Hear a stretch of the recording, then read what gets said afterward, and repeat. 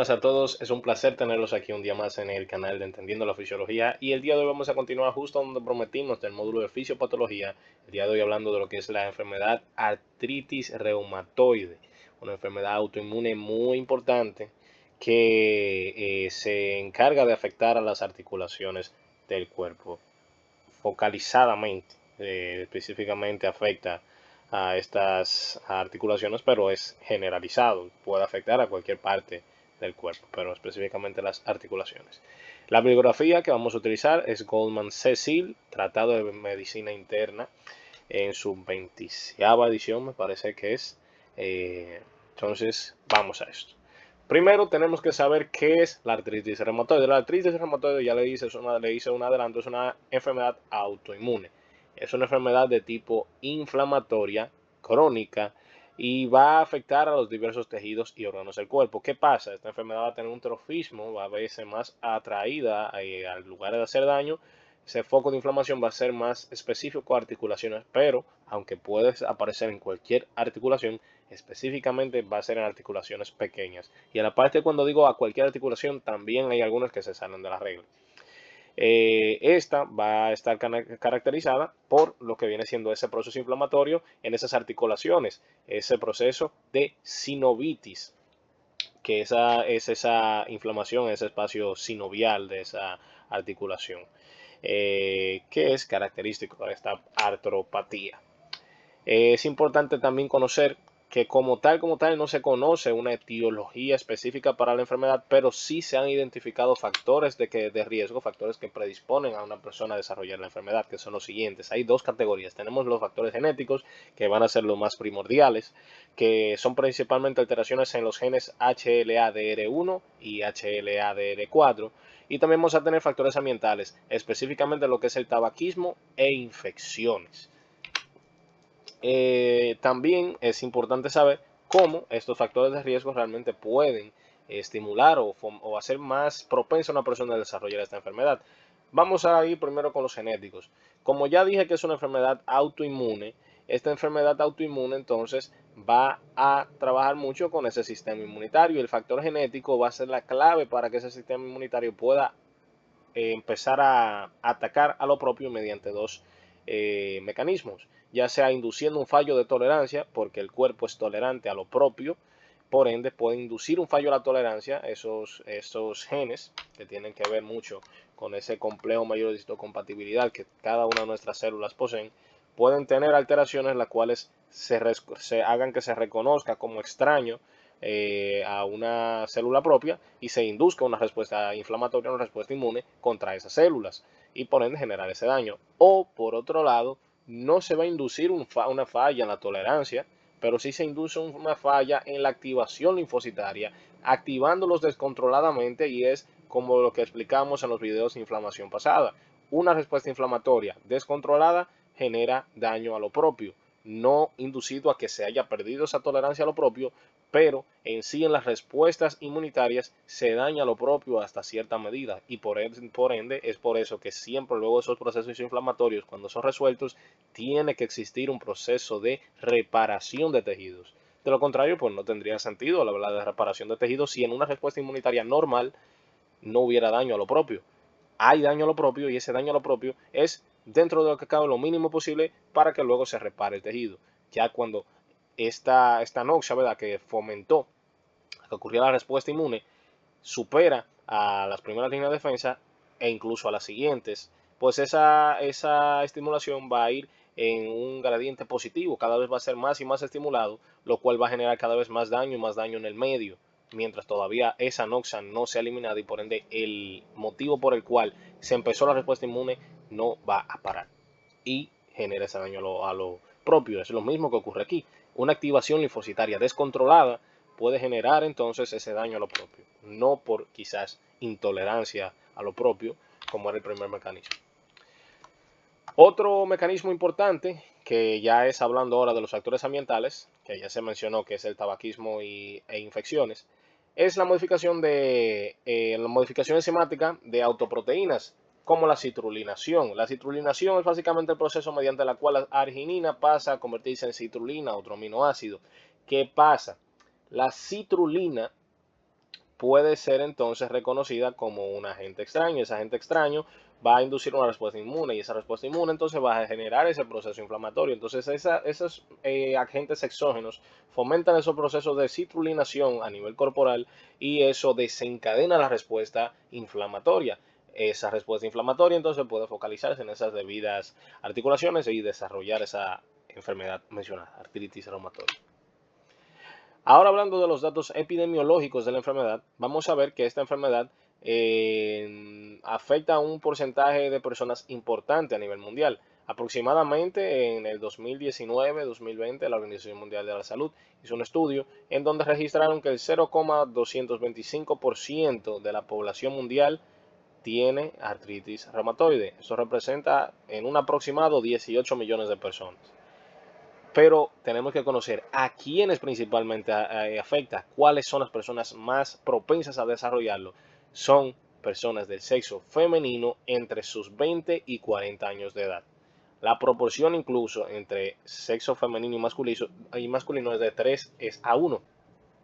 Por ende, por cada 3 mujeres hay un hombre afectado, siendo una proporción bastante representativa para tomar esto como un factor de alarma, ¿verdad?, para el sexo femenino, para tomar debidas precauciones para evitar el desarrollo de esta patología. Ahora vamos a hablar de la fisiopatología de la artritis reumatoide. Para esto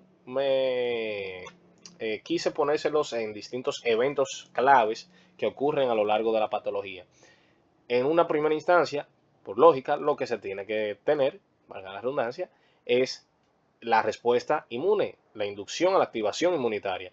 Esto se hace mediante la activación linfocitaria gracias al proceso de presentación antigénica. Por ejemplo, las células dendríticas fagocitan su antígeno, el antígeno que van a presentar y se lo presentan a los linfocitos TCD4. Esos linfocitos TCD4 entonces se diferencian en sus debidos perfiles que, recordar, esto es muy importante, los perfiles característicos de la diferenciación de los linfocitos T helper o T reguladores o linfocitos TCD4, como quieran llamarles, los perfiles más predominantes van a ser los TH1 y TH17. TH1 para la producción de interferón gamma y TH17 para la producción de interleucina 17 e interleucina 7. Estos mediadores, estas interleucinas, estas citoquinas que son liberadas, son muy importantes y específicamente de las más importantes que son liberadas ahí van a ser el interferón gamma, porque el interferón gamma es un estimulador de los macrófagos y estos macrófagos son los que van de verdad a liberar los componentes más importantes de la enfermedad reumática, de esta artritis reumatoide, y es el factor de necrosis tumoral e interleucina 1. Son los macrófagos que liberan eso y son los componentes más importantes de esta patología. ¿Por qué son los más importantes de esta patología? Porque son los que van a permitir básicamente que esas células de la inmunidad puedan migrar hacia todas esas zonas que van a focalizar la respuesta inflamatoria, siendo principalmente ¿cuáles? Las articulaciones.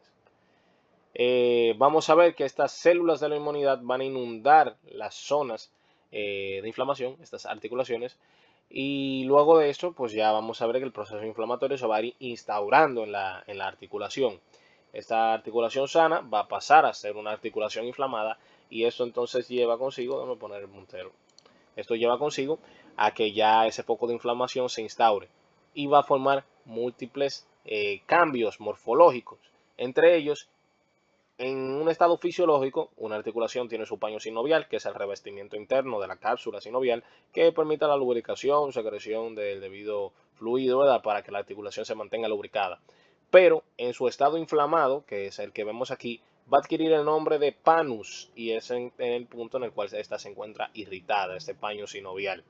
A su vez, vamos a ver que esta articulación, por esa respuesta inmune prolongada, va a crear múltiples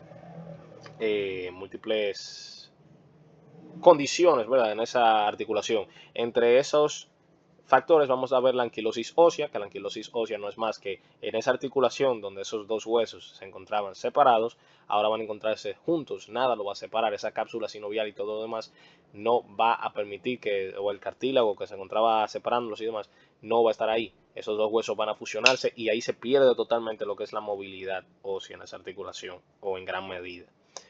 Vamos a tener un cartílago erosionado, que es básicamente que ese cartílago, es, en dicho palabras coloquiales, es como si se haya gastado, que ya ese cartílago que permitía esa flexibilidad, esa reducción de la fricción y demás, ya va a estar más duro, va a estar un cartílago erosionado, que en vez de esa textura con textura suave que permite el deslizamiento, va a ser una con textura dura, erosionada. Y vamos a tener también lo que es la anquilosis fibrosa, que es la, bueno, pues en la parte de esos tejidos blandos, el mismo cartílago, esa anquilosis fibrosa es que esos tejidos que solían ser blandos, que permitían una disminución de la fuerza de fricción y todo lo demás, se vuelven fibrosos, se vuelven firmes, fuertes. Y entonces esto también genera pérdida del movimiento y mucho dolor al paciente. Principalmente, esos mediadores liberados por los macrófagos van a generar estas funciones. La que mencioné, que es la primordial, es ese reclutamiento de células proinflamatorias, pero como en toda respuesta inflamatoria se necesitan otros elementos, como la neovascularización, que esto va a ser inducido por esos macrófagos, y también vamos a ver otros factores como la activación de los osteoclastos, y aquí es un factor muy clave para entender el por qué esta patología. Está bien que afecta a las articulaciones, pero también porque llega a tener un componente que afecta a los elementos óseos como tal. Y no solamente la parte articular, sino que va y daña incluso el hueso, pues generando esa anquilosis ósea que fue mencionada. Eso es debido a que se activan los osteoclastos, que son las células que cumplen la función de la resorción ósea. Y a su vez, esto también activa producción estos mediadores también activan la producción de proteínas, producción de proteasas, estas enzimas proteasas. A nivel morfológico, ¿qué vamos a ver presente aquí también? Una hipertrofia sinovial, por esa misma condición inflamatoria en esa cápsula articular. También vamos a ver un infiltrado linfocitario denso, un aumento de vascularización que fue mencionado, la neovascularización, el exudado, que en este caso es importante mencionar que sí va a ser un exudado porque el proceso inflamatorio ya se menciona que va a generar lo característico, ¿verdad?, de los procesos inflamatorios, el rubor, el dolor, el edema y el calor. En este caso vamos a tener un exudado debido a que este edema que se va a generar pues es de origen va a ser un contenido plasmático alto en elementos formes, células, proteínas y demás. Y la actividad osteoclástica, ya como se mencionó, va a estar aumentada. Quise traerles esta imagen para que vean cómo se ve en un paciente con artritis reumatoide. Fíjense esas articulaciones que se ven giradas y demás, y van a estar muy rígidas porque esas articulaciones ya han perdido esa movilidad que tenían, y esos huesos que antes podían moverse con bastante facilidad están unidos, son como si fueran un solo hueso. Entonces por eso generan esas condiciones. Ya si hiciéramos un zoom y viéramos a nivel histológico lo que ocurre en esa articulación, veríamos lo siguiente: esa hipertrofia sinovial, vemos claramente cómo está instaurado ese proceso inflamatorio, y si hiciéramos zoom a esta imagen veríamos lo siguiente, que se ve evidenciado ese infiltrado linfocitario que está fomentando esa inflamación de la articulación, ¿verdad? Y por ende, esa respuesta inmune que está perdiéndose esa tolerancia hacia lo propio. Ahora vamos a hablar de lo que son las manifestaciones clínicas de la artritis reumatoide. En las manifestaciones clínicas de la artritis reumatoide vamos a tener dos etapas. Vamos a tener una etapa temprana, que esta es clave porque es la que permitirá saber o delimitar cómo podrá ir avanzando esta enfermedad crónica que tiene el paciente, porque si se descubre en etapa temprana, se puede llevar un tratamiento debido para que las articulaciones no sufran tanto y que se pueda mantener una longevidad en la calidad de vida del paciente. En primer lugar, tendremos que el paciente indicará que va a tener signos de astenia, anorexia y un dolor osteomuscular, pero ¿qué pasa? Esta vez va a estar generalizado. Por eso que digo que aquí es clave el saber diferenciarlo y poder realizar las pruebas debidas para poder descartar esta patología. Hoy, en el peor de los casos, tener que diagnosticarla, aunque sería en el mejor en términos de que se agrave lo menos posible la patología. También es importante conocer lo que viene siendo la historia clínica del paciente, porque esto también podría saber o dejarnos saber los factores de riesgo que este paciente tiene, porque puede que este paciente tenga una alta carga genética, que en su familia muchas personas han desarrollado esta enfermedad y puede tener un factor predisponente genético. Y por ende, con más razón, ¿verdad? Se tiene que descartar que este paciente pueda tener esto, o buscar la forma de descartarlo. Ya cuando la enfermedad avanza, pues ya ese dolor, los demás signos siguen presentes, pero este dolor generalizado pasa a ser focalizado. Y ya ahí sí es más fácil el saber que se está hablando de esta patología. Importante recordar algo que decía al principio de la diapositiva, que es que esta enfermedad es característica por afectar articulaciones, pero específicamente característica de afectar articulaciones pequeñas. ¿Y cuáles son las articulaciones pequeñas? Las articulaciones que están en las manos o en los pies, siendo estas las metatarsofalancas o las metacarpofalángicas o interfalángicas proximales. De hecho, les traje esta imagen, que esta imagen representa un aproximado en porcentaje del trofismo que tiene esta patología a afectar cuáles articulaciones en específico. Fíjense que las articulaciones pequeñas, como lo son las metacarpofalángicas y las interfalángicas proximales, tienen un 90%. Ya luego vamos a ver otras que tienen un porcentaje alto, como lo son las caderas, las metatarsofalancas, que siguen siendo articulaciones pequeñas, las del tobillo, la misma del carpo, que tiene un alto porcentaje, fíjense, es un 80, la misma rodilla, un 60, muchas tienen altos porcentajes, pero hay una, incluso la del hombro tiene alto porcentaje, hay una en específico que es muy clave para poder diferenciar esta enfermedad de otras artropatías, y es cuando esta afecta a la columna vertebral. Esta realmente no suele afectar a la columna vertebral, pero si lo hiciese, sería en el área cervical. Y ya vimos con esta misma imagen que es muy raro. En un 10% de los casos es que esto suele ocurrir. Pero también, ¿cómo podemos diferenciarla entonces de otras artropatías? Como lo puede ser el lupus eritematoso, por ejemplo, y demás, que podría tener signos similares, ¿verdad? Esto se puede diferenciar, o a osteoporosis, por ejemplo. Esto se puede diferenciar gracias a lo que es la simetría que esta patología posee.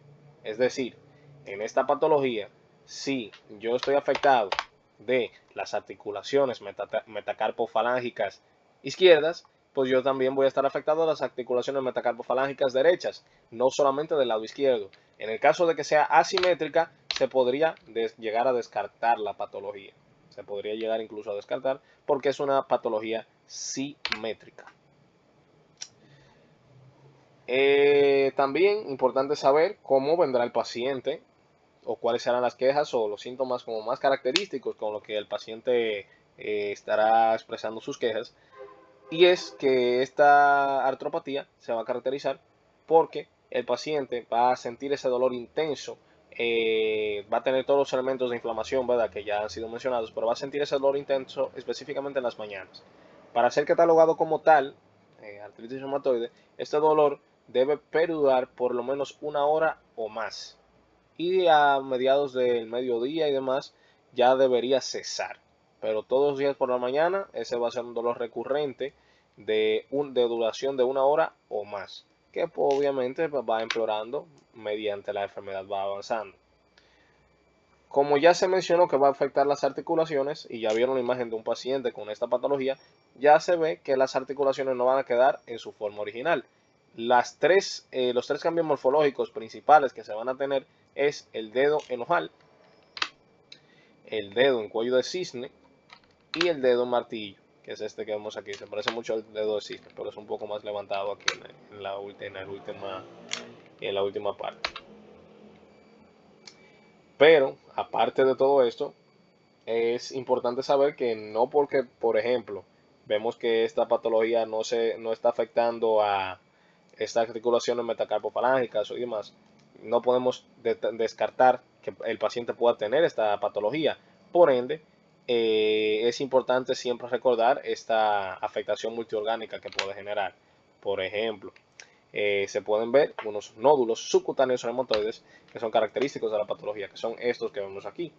Y fíjense, está bien, aquí está afectando las articulaciones que dijimos, pero fíjense esta del codo, que aunque la del codo tenía alta recurrencia, no es como tal las zonas principales, ¿verdad? Y esto puede salir en cualquiera de las demás articulaciones.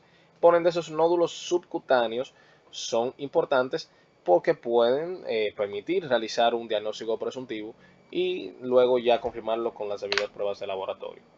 Pues nada, eso fue todo por la clase de hoy. Fíjense que en la siguiente clase vamos a hablar de enfermedad reumática.